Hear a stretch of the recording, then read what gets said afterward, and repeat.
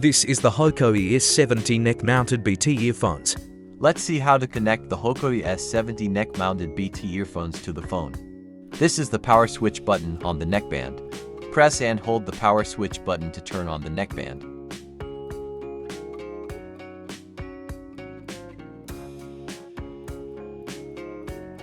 Now turn on Bluetooth on your phone. Hoco ES70 now showing on phone. Connect it now. Now the Hoco ES70 neckband is connected to the phone.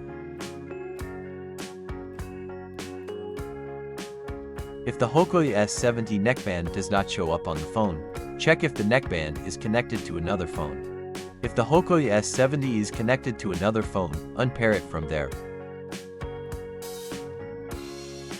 Now turn Bluetooth off and on again on your phone. Hoco ES70 now showing on phone. Connect it now. Now the Hoco ES70 neckband is connected to the phone.